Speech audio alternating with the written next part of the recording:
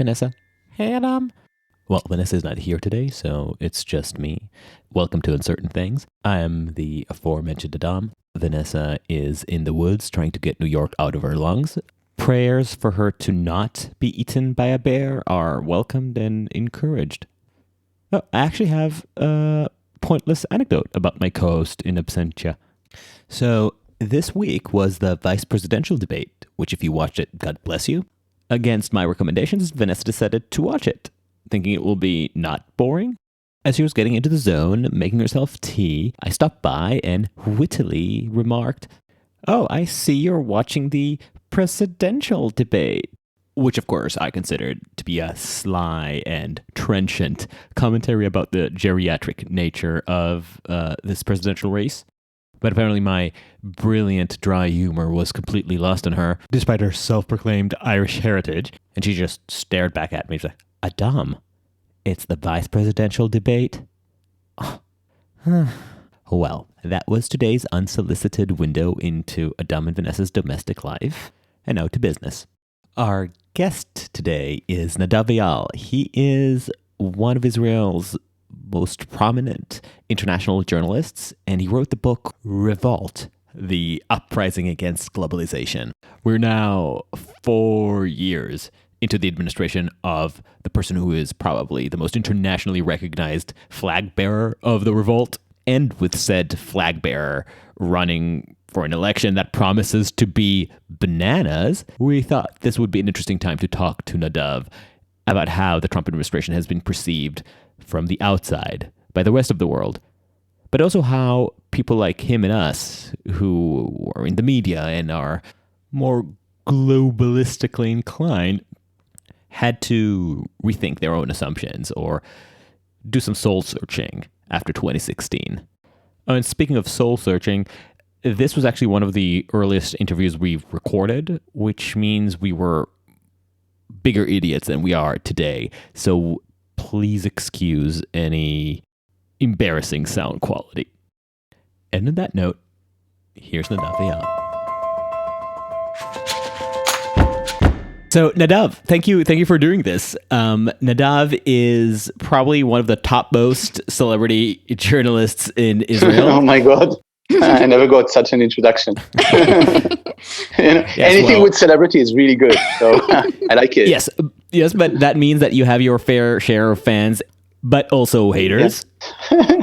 But that's part of the fun. You've produced documentaries and you've written a book called Revolt, the worldwide uprising against globalization, which is now being translated into English. By Echo, which is an imprint of HarperCollins. Would you mind just giving a brief description of your journalism background? I've been a journalist for more than 20 years now. I started off by covering the West Bank for the Israeli radio. Then I was a political correspondent, chief political correspondent. I dealt with domestic politics. I moved on to a new commercial channel when it was founded in Israel, Channel 10. I was the diplomatic correspondent, and I basically deal for the last 20 years mostly with politics and international politics. Mm-hmm. And in the recent decade or so, I deal more with international affairs. I was Ma'ariv at the time that Ma'ariv was Israel's second most secular newspaper. I was the bureau chief in Europe. I covered from London the financial crisis, covered events like the Second Lebanon War, the Mumbai terror attack, 3 US elections. The themes that I have dealt with in the last decade or so was the rise of nationalism. Why now did you feel like this was the time to write your first book? Well, like many other people, I basically returned from covering the 2016 US elections. And one of the things that happened to me is that a few months before the elections, I traveled to the US with my cameraman. And I produced a series of short documentaries, which we labeled Trumpland. That was before Michael Moore's Trumpland, so we didn't steal the name from him. And basically, we suggested or we presented the avenue through which Trump can actually win the election. And we did that by speaking with people in a mining town in Pennsylvania, talking about the way that people of color will vote in the elections, and more specifically, the way that the Black community feels after 8 years of Obama, and to what extent are they excited from Hillary Clinton. And it struck a chord, and of course, it turned out to be formative in the sense that Trump indeed won. And afterwards, I got basically an offer to write a book. But the book is much wider than Trump. It doesn't deal with Trump. Is just, I write in the book, Trump is just the beginning. So when my book came out in Germany, that was the headline they gave in at least one newspaper. That was the motto also that we used in Israel. Trump is merely the beginning. Mm-hmm. I write in the book, he's the weakest of, the four delivery man of the apocalypse. He's just the first. He's symbolizing this sort of a revolt, which I write about in the book. Obviously, a darker side of the revolt. But I think that generally speaking, I want to be optimistic as to what will go through that door that was opened not by him, but by other people, but he just marched in. I want to push back at some point against the ingrained assumption of the rise of nationalism as symptomized by Trump as necessarily a bad thing in and of itself. But before that, you said that he is just a gate opener. So what do you see as the actual horseman of the apocalypse? Well, first of all, the thing with Trump, of course, is that he doesn't have a real plan for anything. So whether you believe that Trump is causing the US a great deal of harm, and I do believe that, and I think many Americans do, but of course not all of them, let's say at least half of them, or whether you don't, you do need to understand that this is not a coherent program to institute a totalitarian fascist regime in the United States. I'm not saying that, that you don't always have to be vigilant about these things or it can't be used. But I'm more worried and more hopeful, on the other hand, by the things that can actually occur as a result of old paradigms breaking down. And of course, the most powerful horseman of the apocalypse would be the rise of a nationalist totalitarian leader that does have a plan. So just to be clear, the nightmare scenario that you're imagining is a real totalitarian taking over. I saw a dialogue which I thought was really handy, where Bert Stevens and someone else, they were saying, every morning they wake up, they count their blessings. If we had to have this kind of a nationalist, populist figure, we're getting this guy, which really has no idea what he's doing. He has not proved himself to be a person that can actually use the mechanics of of statesmanship in order to implement a coherent vision for reality and for American citizens. If you look at Trump's big success, probably the things that will actually influence reality is, of course, judges and the way that he influenced that. But these were plans set in motion by huge forces just behind him, the Republican Party and other conservative and ultra-conservative groups. I talk about Trump not as a populist, more mainly, but as a nationalist. And I think that this guy says about himself that he's a nationalist and we should believe him, and I explain why. But if you look at his nationalism, it's crude, it's incomplete, it's defective. It's a nationalism of a guy who can talk about, Putin with admiration and say, we killed people too. Even his nationalism is flawed in the sense that it doesn't give you this kind of a coherent totalitarian idea that nationalists tend to give you. And that's because he doesn't, truly aspire to really anything but himself. In the English version of my book, I open up with a chapter about Trump with a quote from Hanoch Levin, which is a famous Israeli writer. It's a play called Shitz, and it opens up with a quote that says, You'll be working in the fields, you'll be working in the factories, and you'll be happy because you all have one cause. And that cause that you have is working for me. and that's Trump. There is no bigger idea in his world than Trump himself. Okay, so to play devil's advocate, there are many arguments that Trump supporters make in his defense, some better than others. A lot of it is cultural conservatism, which is being satisfied by the appointment of judges. Then you have people who are motivated by sheer loathing toward the left. But then there is another argument that I think is especially pertinent to our discussion of the global arena, and that is that he takes a strong and open stand against China. Now, I doubt that many Americans are going to rate this as their primary concern when they're going to the polls in November. But looking at it at the international level, this is an interesting case because it's not as if Obama was not trying to curtail Chinese expansionism through TPP, for instance, but Trump changed the conversation around China by turning a covert Cold War into an overt one. But taking this argument seriously, it's interesting to look at how Trump actually fares. Because if you take, for example, the case of TikTok and Trump's executive order to ban it, this case is now being debated in the federal court of the Southern District Court of California, and it's very likely going to be debated all the way up to the Supreme Court, at which point it is more than likely going to get kicked back down. And the reason is not that the president necessarily doesn't have the right to ban a company on national security grounds, but that the executive order itself was so poorly written, was so sloppy, that even a favorable court will have to just push it back and say, guys, take another pass at this. And this is just a case in which, as you've alluded to, he is being undermined by his own administrative incompetence. So I'm just wondering what your thoughts about all this are.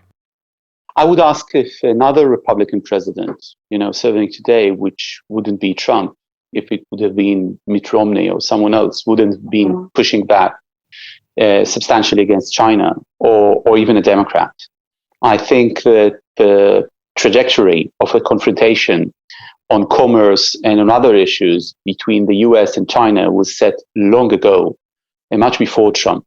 What Trump has been doing is, of course, waging an unnecessary trade war, which might have changed some things, but also caused an immense harm to his position vis-a-vis China.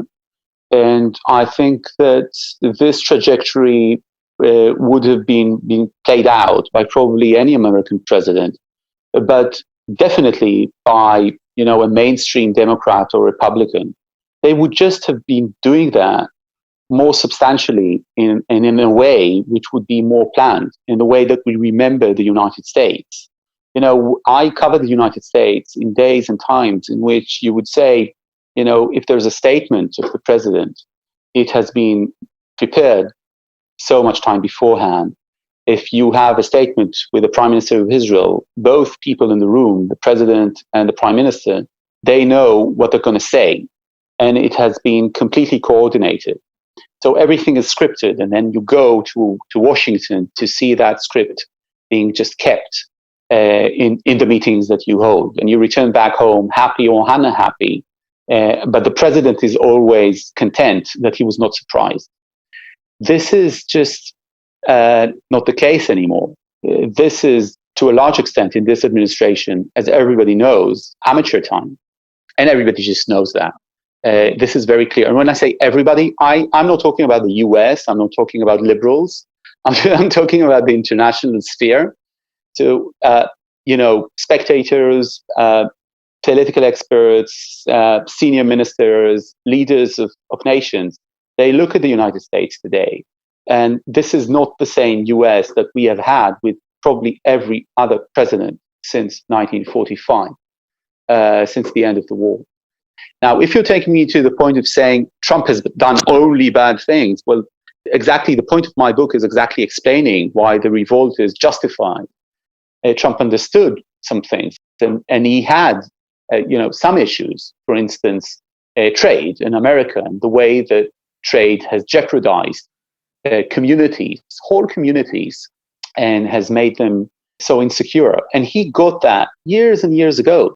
Also, I think that some things he has done in the Middle East were actually good in that sense. I'd like to go back to what you're talking about and the research that you did for this book and the people that you spoke to, because I think I'd like to kind of go back in time a little bit to 2008, because I think in the book you talk about, in that moment at least, kind of on the heels of Obama's election, there was a kind of sense of euphoria, like we are part of a global narrative. We're going to go forward into a more progressive, peaceful world, as the election of Obama has signified. But I mean, clearly now on the other side, we have a different understanding of that history and that narrative playing out. And so, can you talk a bit about the reckoning or the realization when it hit you that we weren't exactly living the narrative that we thought we were? So first of all, I was there in Grand Park when Obama was elected, and it was a euphoric moment, and it's a moment that you can never forget. And I think that the pendulum has moved so rapidly from Obama is the answer to Obama is the sin, in a sense, and we're paying with these because of this moderate liberalism. We are paying the price now with Donald Trumps of the world. And both narratives were probably untrue to an extent.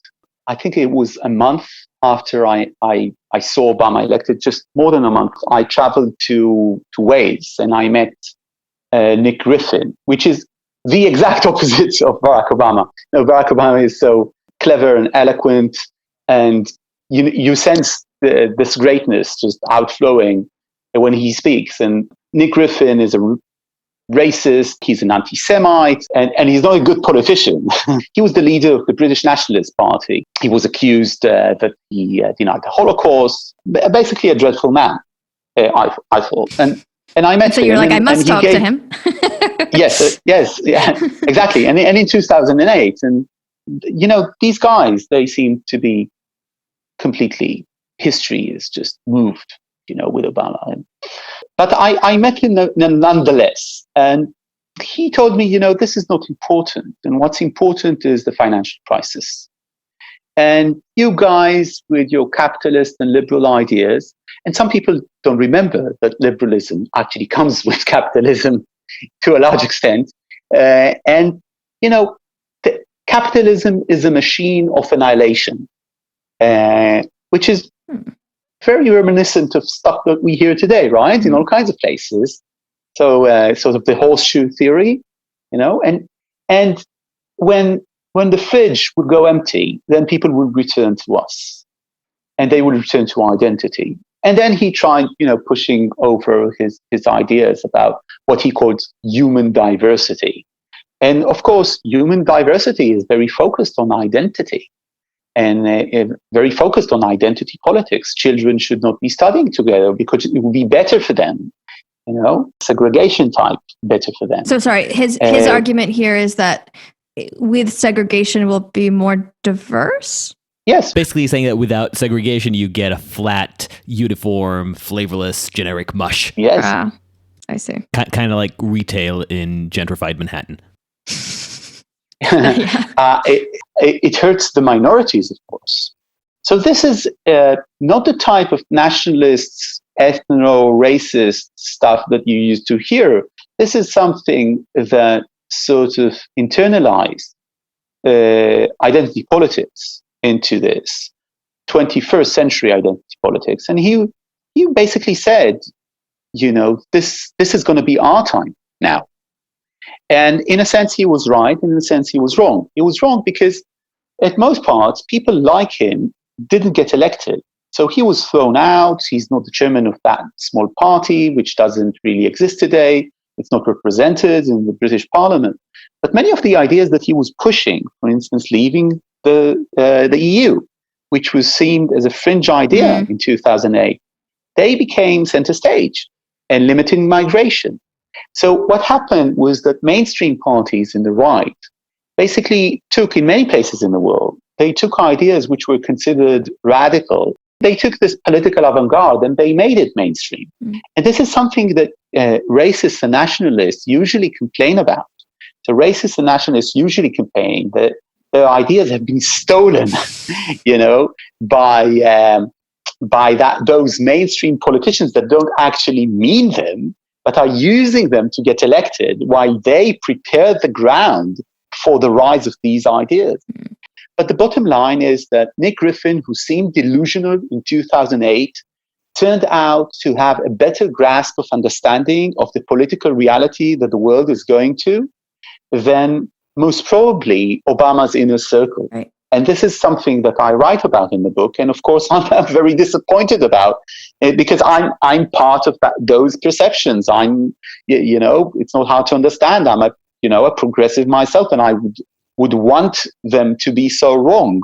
But in a sense and to an extent, they were absolutely right about the way and the direction that the political world is going to after 2008, after that financial crisis. Did you, when you talked to Griffin, were you convinced that something was afoot, or were you still in denial? No. I wasn't even in denial. The reality was that Obama just got elected. Yeah. He'll even get the Nobel Peace Prize without doing anything, right. So in less than a year. So I was hearing what he was saying, and he said, we're going to pay people to leave the UK. It's either this or civil war. He was offering a truce between nationalists and the Jews. He was saying, we had a history, but now we can look to the future together, something like that. I was going, oh my God. What do we get out of it? And he basically said, you'll get the rafts, after Israel is destroyed. And so all of these ideas seem, and most of them still are, typically extreme and to some extent delusional. But if you're asking when did I understand that it's not working, I think that during Obama's second term, I sort of started understanding that this is not going to the fundamental kind of an FDR change in the United States. It's not creating a new language. And particularly, I noticed, I don't know if you remember, but Obama talked about, towards his second term, he talked about not being able to tell the story right. And he talked about this as a mistake of his administration, as a failure. And I was starting to think that the problem is not with the way that you tell the story, but with the story itself. And I mean that in the sense of the way that communities were continuously being devastated by economy in all kinds of places in the US, and also that you could see that nothing substantially is changing in terms of race relations in the US and institutional racism. That was very clearly a failure of the Obama administration. And of course, it had huge successes. It had its handful with trying to save America with the greatest financial crisis since the Depression, and with having this reform with healthcare, which was so substantial for Americans. So I really can't blame them. I think that Obama did a good job for what he had, but he wasn't a revolutionary leader in the sense of changing the language. And then when I came back to the US in 2016, in June, I was just amazed from the stuff I heard. I talk about this in the book. You do research before you interview people. So I knew they're going to vote for Trump. Right. But I didn't know that when I'll sit in with an all-American family in Marianna, Pennsylvania, and I'll ask them, is this the greatest country in the world? And I remember, Americans telling me that, and I'm 41, and I heard that all the time from sort of middle America. And they would just, when I asked them that, they would just protest, say, absolutely, and one of them would say, we're embarrassing. And remember, this is before Trump. This is before Trump was elected. They would say that America is not the greatest country in the world anymore. No, not the greatest country in the world. They would protest that thoroughly and say, maybe it was when your father was growing up, who would say, Joel said that to his father, Joel Sr., and his wife Jessica said, it's always about other countries, not about what we can do here. And this idea of other countries, and also the idea of here. And I write about in the book that, of course, the obvious thing is to write about here in the sense of the flyover country, a hillbilly eulogy. And it's obvious, right? But it's even wider than that, because in a world of global interconnections and interdependence, is there a real here?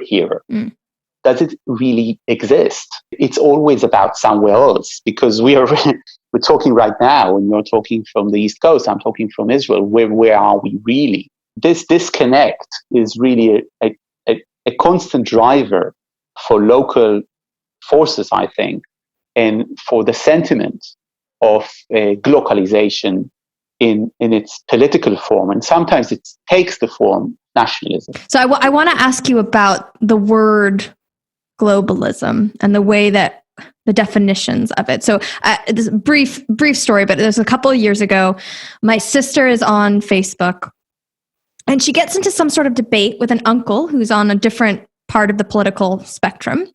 And at some point in this conversation, he calls her, as if it were a really bad word, a globalist. And this is a couple of years ago. And my sister and I are like, okay, background. We're half Irish, half Peruvian. We've moved around multiple times throughout our lives. Obviously, we thought we're globalist. And what's so bad about that seems to be pretty integral to our identities. And so clearly in this moment, there was a disconnect because he was using globalist as a definition. We had no idea what he was talking about. We just assumed we knew what globalism meant. So I'm wondering, if you can bring some clarity, like what is the gap here that's existing between these two sides? Of course, no one who is a globalist usually testifies on himself that he's a globalist. Right. He's a citizen of the world. Right. A globetrotter. Right. Yes. But globalist is, of course, your uncle has been surfing in some very nasty places on the web. Because globalist has been a dirty word that was usually aligned with sort of xenophobic, nativist, but more often than others, anti-Semitic notions, and I can trace that into the idea that Jews are, they don't belong anywhere, that they're not loyal, they have a global aspiration, but it has lost this anti-Semitic. The Rothschild network. Yes, of course, and Soros and all the rest. But it has lost this connection. So you would have, right-wing Jews use, or certain right-wing Jews would use the term globalist without knowing that history. And in a sense, it doesn't matter in the current political discussion, because the president, like many other things, took that word globalist and he gave it a kosher stamp, so to speak. And he did that, by the way, in the same speech in which he declared that he is a nationalist. And that's really important. I don't know if he used the term globalist before, but this was the first speech in which he said that he is a nationalist. And in the same speech, he said, I am, the Democrats are globalists. You know what globalists are? They are people who want the world to do better than your own country. Okay? And then he said, you know what I am? I am a nationalist. People don't use that word anymore. Use that word. I am a nationalist.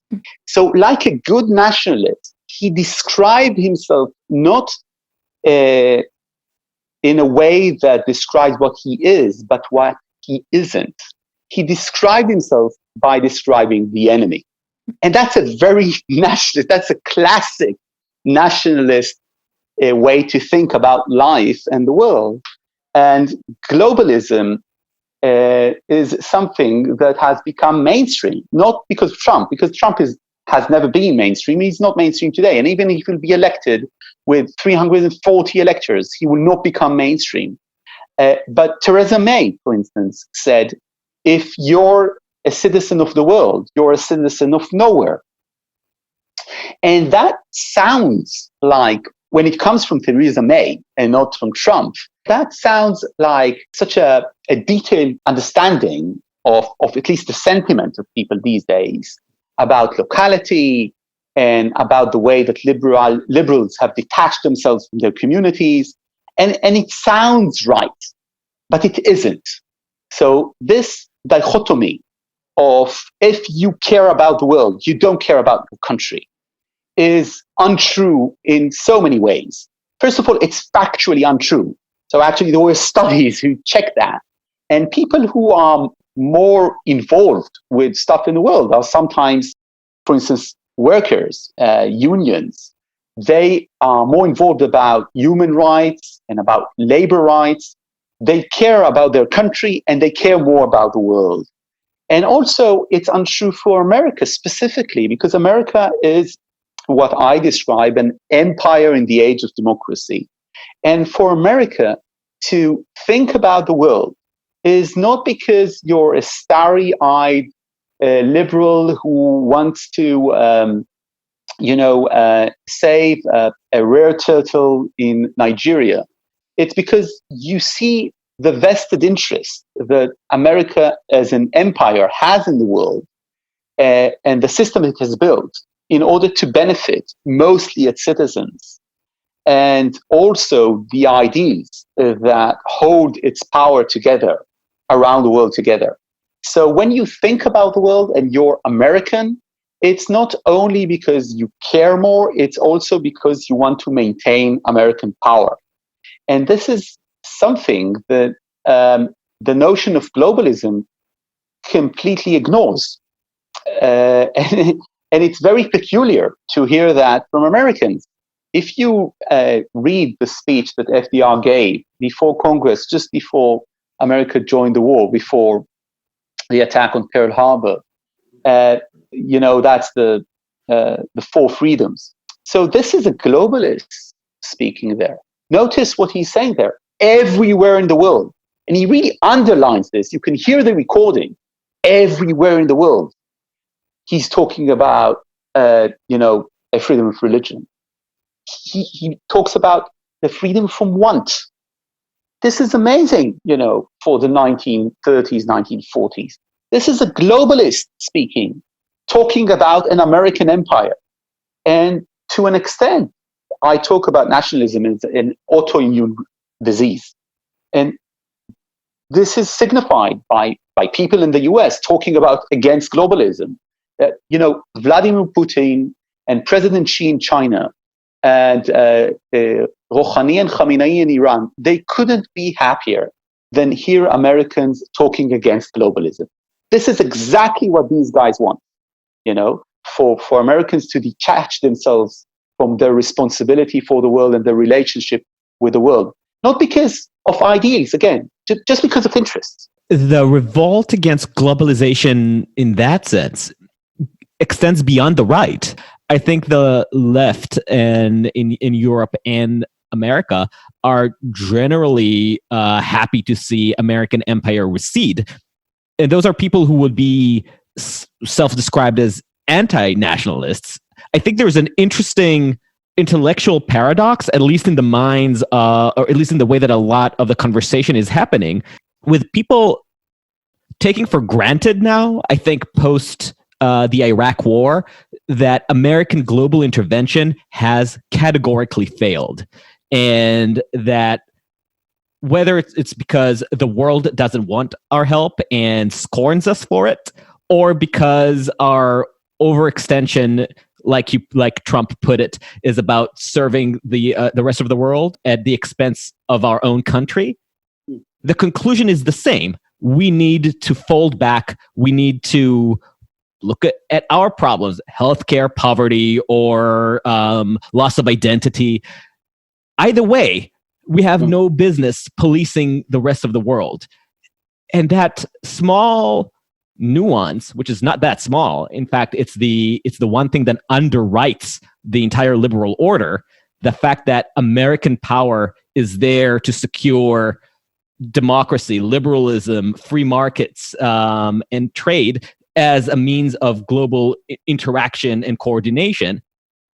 And that taking that little piece out could mean intellectual, political recession all over the world, and in the United States too, is something that is completely ignored, I think, by both the left and the right. And I think even the people who are supposedly considered the globalists, aside from those on the right that would be considered as neocons, I don't think you hear many voices saying American empire is important, and certainly not using the word empire. Yeah, well, first of all, when I talk about American empire, I talk about it also very critically. So I'm not idealizing the American empire or the oppressive means that it has used and abused, its power, the dictators it supported, the dark regimes that it has, granted huge funds to or money. I see it for what it is. I also think that when you talk about the left and the right, of course, one of the scenes that I bring in the book is of me sitting down in a derelict house in the center of Athens with an anarchist commune. And while I'm sitting there, I'm seeing that they're doing something with bottles, and I understand that these are Molotov bottles that they're preparing. Molotov cocktails, sorry? Yes, Molotov cocktails, yeah. And I describe that, and then I bring the pamphlet that talks about why they burned down this yacht shop on the port of Athens, or near the port of Athens.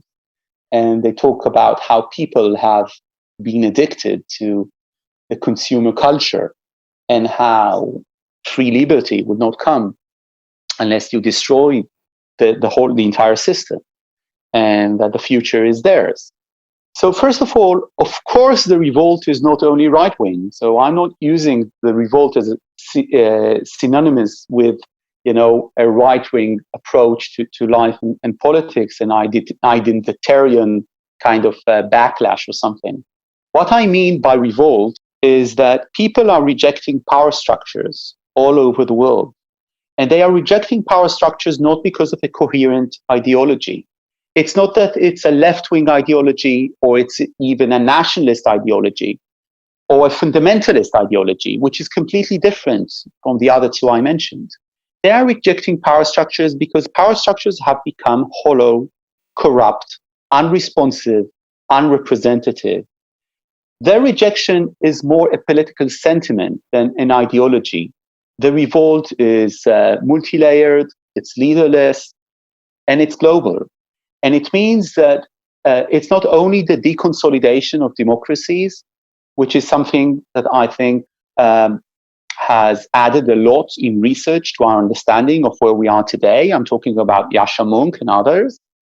It's not only the rise of a populist wave, which is what elites in the West, in the US and in Europe like to talk about, but it's a general feeling and understanding. The systems that we have built in the 20th century are simply not applicable anymore to the challenges of our century.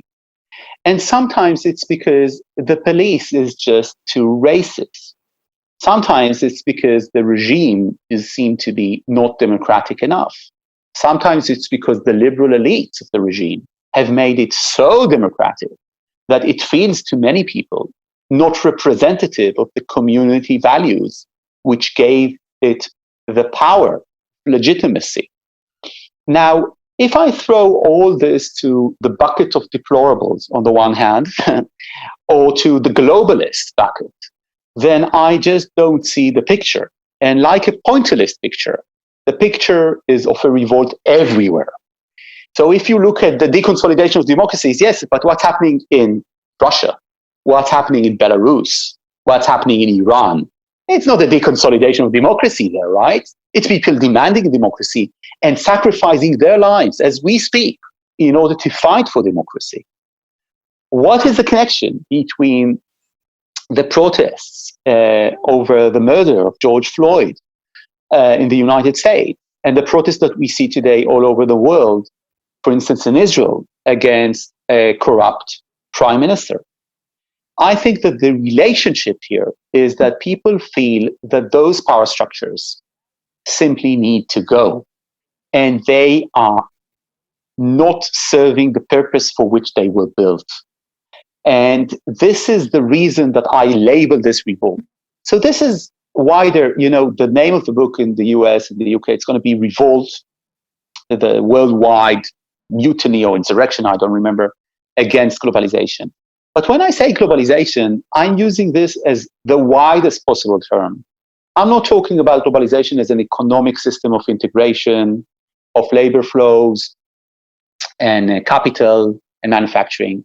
I'm talking about the entire order that we have built in the world. And if you think about it, why should we keep those structures of power? Do our prime ministers or leaders control our economy, even in the US?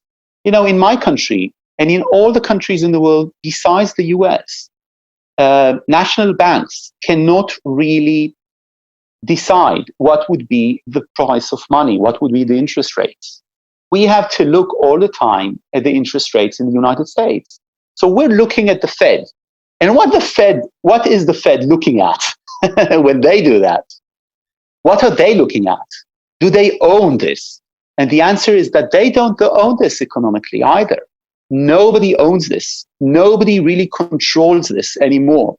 We want to think, I write this in the book, we Israelis, we want to think that power resides in Washington. There's an empire, Americans are going to save us from ourselves. But I write in the book, we're like that old Japanese soldier walking out of the jungle. And we're discovering that the America that we dreaded, that we feared, that we hoped for, that America is basically gone. It's just gone. It's not there anymore. And what we have today is some sort of a transition between an age to another age. And we're all stuck in that limbo. We're seeing the death of something and something else is being born. And we have no idea what it's going to be. And because of that, you're seeing a lot of manifestations from the left and from the right, and a lot of horseshoe theory being materialized.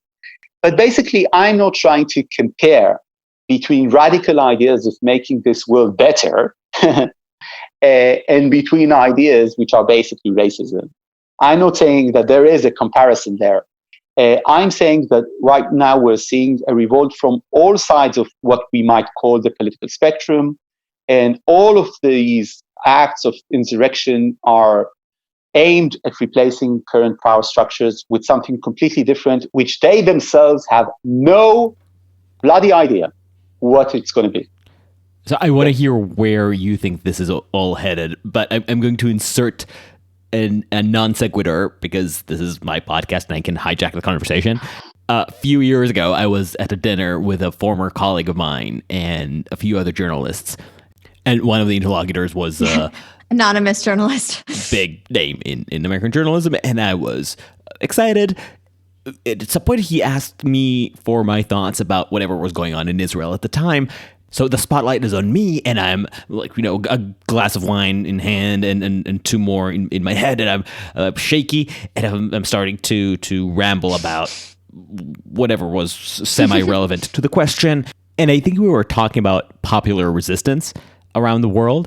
So at some point I say Molotov bottle, because like as an Israeli, we call it bukbuk tavera, which is a bottle. And I realized immediately that it came out wrong. But now I'm stuck trying to figure out what the actual word is, and it's taking me a whole minute, and they're waiting with aristocratic, passive-aggressive patience. Yeah. And after I conclude this embarrassing chapter, my former colleague flushed in his face, looks at me and like, well, Adaam can wax poetic, but every once in a while he'll say something like Molotov bottle and where he's from. So this is still raw with me as a fake globalist, mad globalist. So anyway, where do you think we're headed? What's your hunch? I would like to know too where you think the U.S. might be going, but also where you hope it's going. I'd love to know that distinction for you. The U.S. and maybe the world in general. Yeah. The reason I, in a sense, wrote the book is because I think that, first of all, we need to embrace this. I think we need to understand that this is happening now and that we need to harness this energy in order to create change. And I think that both of you know better than I do, because you're in the US right now, that something has started to happen in that sense. So we need to really rethink and recalibrate the way that we conduct our societies. And to do that, we need to use what I label in the book a radical moment. And we're living through a radical moment, like you probably sense, even without my definition, good or bad as it is. But a radical moment is a moment in which all possibilities present themselves on a spectrum with almost no hierarchy there. So things that would have been considered completely out of any sort of normal political discussion would be now reconsidered. And we're definitely there. If you look at the way that countries have been spending money in order to give their citizens now during the corona pandemic some sort of an earning, even though they're not working. If you look at the way that the US is really conversing about other ways of supplying security in communities, and the whole concept of defund the police, not as a slogan, but as a meaningful conversation about the way that we set norms and abide by norms in our society. So this is the meaning of a radical moment, and it's starting to happen, but it's not enough. Liberalism cannot be about detaching yourself from your community. It cannot be about urban academic elites being only that. Liberalism has stemmed out of national and nationalist ideas, as you can vividly see in the French Revolution and in the American Revolution. So it's very much connected to the community and to itself. And I think that, unfortunately, for too long, liberals have convinced themselves that the rise of nationalism or even darker elements of ethno-racist notions is wholly connected with economy. If people will have jobs, everything's going to be great. And what I show in the book is that it simply isn't like that. And I'm talking on a factual basis. I bring those studies.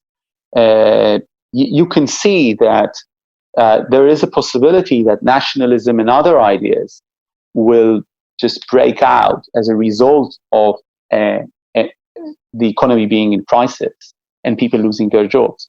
But it doesn't mean necessarily that when you solve the crisis or when things get better, those demons will go back to the bottle where it came from. They might just become stronger and stronger. And in order to understand the reason for that, you need to keep in mind that in the end, our desires, our hopes, our world of meaning did stay to an extent local. Choosing to live as a global avatar, and I talk about this in the book, is a choice, but it's not a choice that everybody can make or most people can make. And it cannot be usually a political choice. So many things should happen, and they should happen at once. We should have more global institutions that actually hold real power in order to tackle global challenges. But on the other hand, we should also understand that nation states today are threatened. And when they are threatened, the people in them feel also threatened, whether it's the case or it isn't. They're threatened because of the way that the economy has become so big, and multinational corporations have become so powerful. The idea that you can set a tone with your community, that you can have a discourse within your community about something somewhat delimited from the outer world. This idea has died, it's expired. And that is a threat also for cultural power structures within your society. We built the international system after World War II based on the lessons of the World War, which were that nations can be destroyed by being occupied and by their citizens being murdered. But today we know that nations can fall and become failed states, become dreadful places to live in, and just crumble down because of inner strife, which is related to global challenges, related to the money markets, related to trade, related to drugs. And if we don't take care of those nation states, we will have an implosion after an implosion, a domino effect, which is something of the likes that we have seen with the Syrian war. The Syrian civil war led to an extent to the European refugee crisis of 2015. And that refugee crisis, to an extent, set a lot of the tone for the 2016 Trump campaign. The first campaign ad that he aired on national TV in the US used those pictures. And of course, it was related to Brexit. So you have here a local affair which has had a global influence. But the world just thought, we can leave it at that. It's just a small country in the Middle East. And who wants to get involved again in the Middle East? So if you're asking where we're heading to, I think that we are starting to see the understanding that we need to harness the sentiment into something that will create an ambitious change. And this needs to be ambitious, but it doesn't need to transcribe itself as being overly radical. So I'm a radical mainstreamist. And that means that I think that we should really be changing stuff. I'm willing to think about everything, but I want to take the mainstream with me when I do that. And the reason I want to do that is because I want it to happen. I don't want it just to be the right thing to say. I just want it to also happen. And because of that, I think that the challenge of politics, the challenge of public discourse is convincing enough people with those ideas. So the quote that opened my Hebrew book was by Frederick Douglass. I think it was the West Indies Emancipation Speech, just before the US Civil War. And he said there about our generation, talked about our generation, who wants to plow the fields without preparing them first. And he said, if there is no struggle, there is no progress. And when he said that, I don't think that, we meant progress, or people that back then meant progress the way that we mean it today, progressive. But this is where it stemmed from, from these ideas. If there is no struggle, there is no progress. And I think that liberals, or what you call in the United States liberals, but when I say liberals, I mean also conservatives.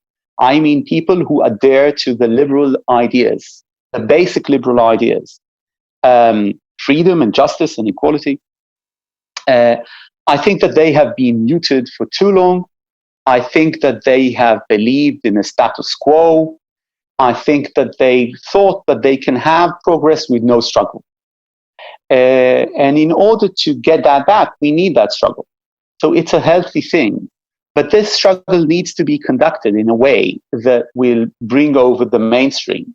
And that means making all kinds of concessions. We need to remember that in modern times, there was just a brief pause of wars and revolutions and immense changes, and we happened to be born during that pause.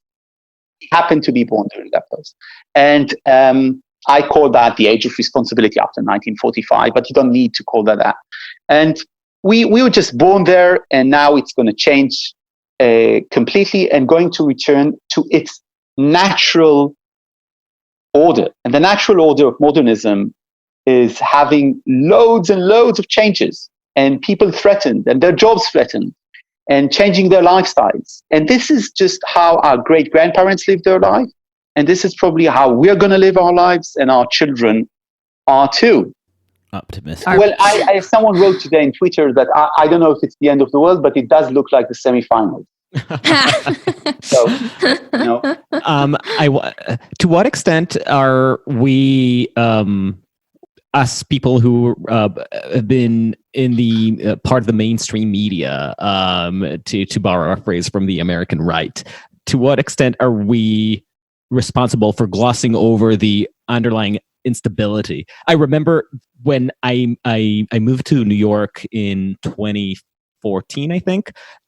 So it was still part of the latter half of the twilight of the Obama-phoria, and the thing that really cracked this gloss for me was during the debates between Clinton and Trump. And I remember watching the debates and recognizing what Trump was doing. I could almost feel it. Part of it was because I was working at CNN at the time, and I was watching a lot of Trump rallies, and I recognized the talking points. I recognized his audience and what they were responding to. And I could also, to some degree, relate to the emotion that he was evoking. And then you see the debate, and you see how they talk past each other, as often people do in a debate. But to me, watching it was a clear one-sided victory for Trump. I could hear Clinton talking to the New York audience, the people who were sitting next to me at the bar, and I recognized what she was doing, and then I could hear Trump talking to the rest of the country. But around me, I would hear the applause to Clinton and the jeering and japing at Trump. And then the next day, reading the New York Times or Huffington Post and Vox, and the headlines were almost invariably Trump slammed, Trump destroyed by Clinton to one, depending on the style guide of the respective outlet. And for me, it was, did we watch the same debate? Are you actually trying to understand what each of them were doing? Or are you just trying to reassure a very narrow audience? And that was, for me, the moment that I started putting my money on Trump winning. So my question is, how I was part of that institution. I was part of that world and part of that, and proud of promoting this narrative, and to some extent still am.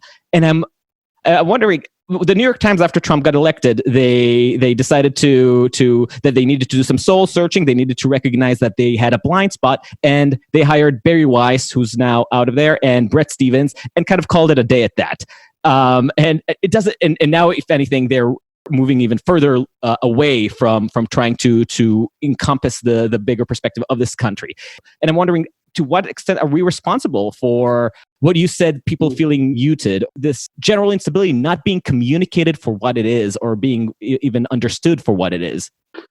Yeah, well, it's a great question, because just today I was writing about the YouGov Yahoo poll, and I just wrote a line in Twitter just describing that poll that says that Biden holds a 6-point lead over Trump, and a month ago it was about 9. That's all I wrote. I gave no analysis of the poll, and I just said afterwards that it's just one poll, and as always, I always recommend not to look at a single poll, but always look at a trend. But it's interesting, and it's a good poll, or it's a good polling company. And then Ron Myberg, which is a famous, senior columnist in Israel's history of journalism, wrote to me from his house in Maine that basically maybe I shouldn't be writing about the United States, because the tone I'm using is so dry, and it doesn't capture the drama and the meaning of what's happening to the values of America these days, and this and that and this and that. And I really like Ron Nyberg, and we used to work in the same newspaper, and I wrote him back, this is what I do. This is how I do it. I bring it dry as it is, and I don't live in the US, but I think that the facts transcend. The power that we have is not the power of ascertaining people's views or educating them. It's understanding that if we bring the facts, we truly believe as journalists that this will change reality. We need to bring the facts out, and this would make people make a better choice. We still believe that. Yes, we do that, and we still believe that in the age of fake news, we know that people would just fabricate facts. They will disavow the right facts and will have alternative facts, as I think Kellyanne Conway once said. And we need to do that, because if we start being pedagogues and educating people, it will only draw them away from us, I think, and it will present us as just being in a niche of politics. And this is exactly where President Trump, and to an extent Prime Minister Netanyahu, wants us to be. They want us to be as opinionated as we can, so they can continue on in describing us, as being completely and utterly partisan. It's funny. I was almost worried about this from the other side. You just gave the best metaphor for it, possibly. You were describing this congregation with a pastor where his entire flock is completely aware of his racism and indiscretion and misbehavior, and yet they fully support him because for them, he represents something bigger. And the way you've captured this and recognized what it meant in real time shows more nuance and attention and insight than what I think was widely available in 2016. Are we just incapable of nuance in the US? I don't want to judge American media, but I do feel that when you go into that church, first of all, there's a question if you go to this church and what do you gain? And again, the question is, do you let it, what's your story? And if your story is that he is, someone you really dislike, and he's deplorable in the sense of the stuff that he says on other people, that's one thing. But if you want to understand the politics of the country, you really need to listen to the people there, to talk with them, and to see what's his appeal. Is it really his appeal being as hateful as he is? I didn't visit only that church. I also visited just a few months ago, before Corona, I think in January, Pastor Romney's church in Florida. Do you remember that pastor that was actually arrested for continuing the services in his church? So it's a mega church in Florida, and he's originally South African. He's American today. And this is, of course, a highly successful venture for him. He participated in ceremonies of laying of the hands on the president, and he's a typical Trump pastor supporter. And I was there, and I spoke with a lot of people and with him, and he was full of globalism and George Soros and all that. But when I talked with the people in the crowd, that wasn't the reason that they were there, of course. And my impression of it was that that this is a political problem in the sense that I can understand why Middle America would go there. I can understand the appeal. I can understand what's happening there, and it's not just people cheating people. So all this kind of liberal conversation, that it's always, I talk about this substantially in the book in reference to fundamentalism, that you think about fundamentalism as something that is completely originating in ignorance.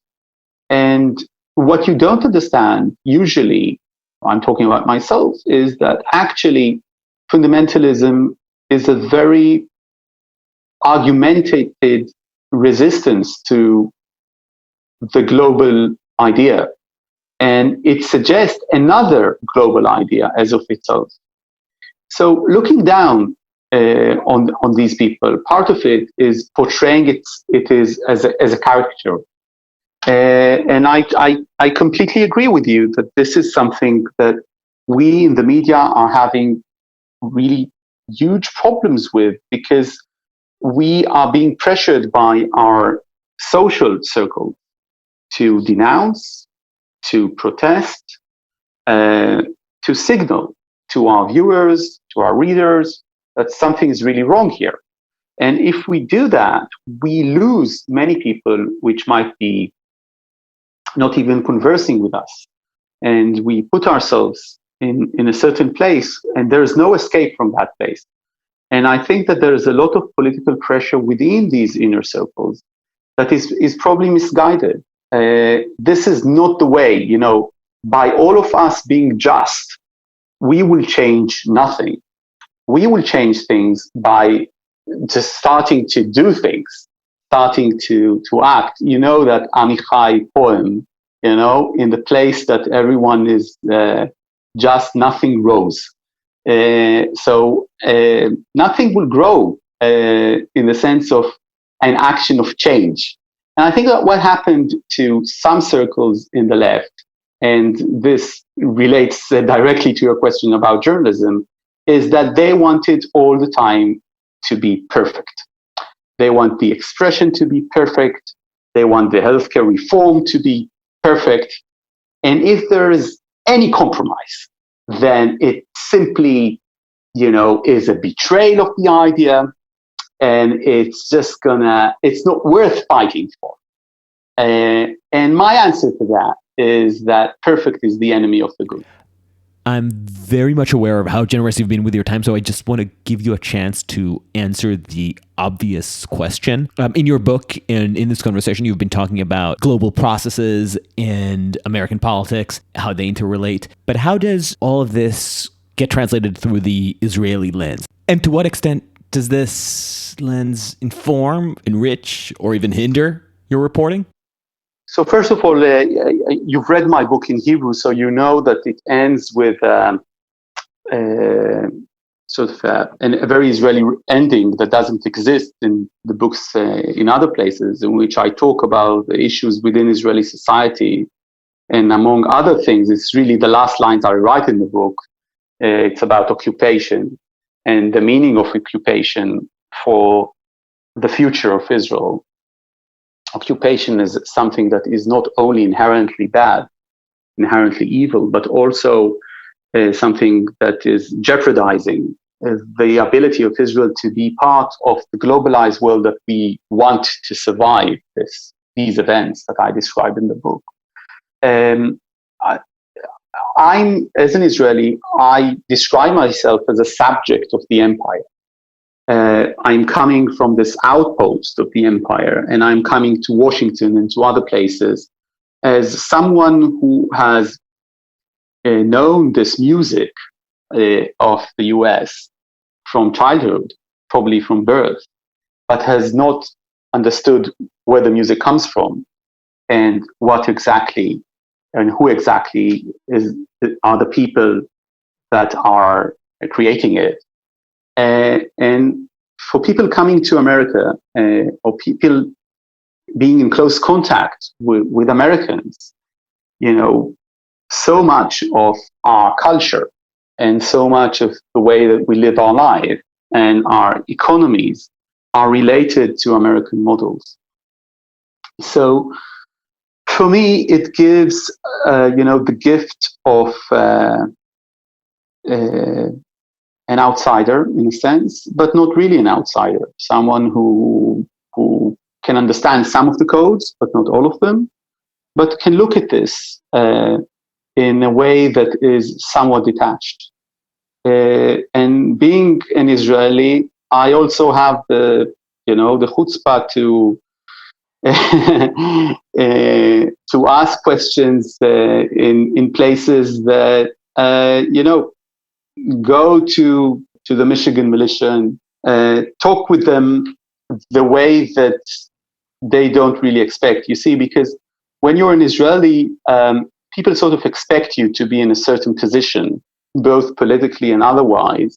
And then it gives you some sort of leverage in many places to have frank conversations with people that they might have not had if you weren't coming from that place and say, I don't know, the UK or France, or Germany, or something like that.